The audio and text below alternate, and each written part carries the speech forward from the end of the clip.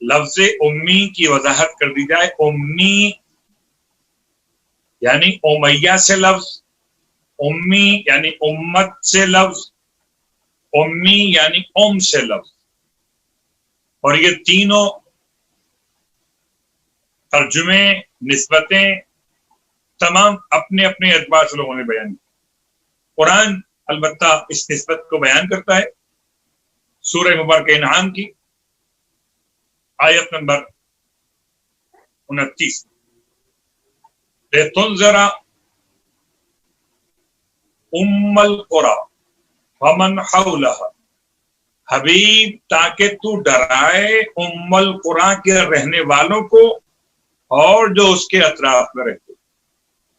تو امی کا مطلب ام القریٰ میں رہنے والے.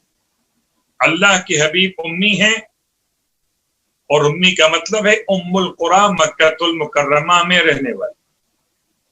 ام القریٰ کا مطلب قریوں کی ماں، قریوں کا مرکز، زمین کا مرکز یا سینٹر. اس اعتبار سے روایت پہ غور کیجئے تو امام جواد علیہ السلام کی بارگاہ مقدس میں جعفر بن محمد نامی صوفی کا سوال پوچھتا ہے مولا سے کہ مولا آپ کے جد کو امی کیوں کہا جاتا؟ امام نے ارشاد فرمایا لوگ اس امی کے بارے میں کیا سمجھ رہے ہیں؟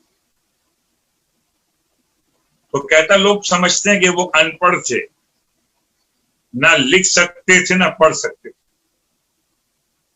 امام نے ارشاد فرمایا قسم بخدا لوگ جھوٹ کہتے. ارشاد فرمایا مولا نے کہ ہمارے جد 72 زبانوں میں بول بھی سکتے تھے، پڑھ بھی سکتے تھے، اور 72 زبانوں میں لکھ بھی سکتے تھے.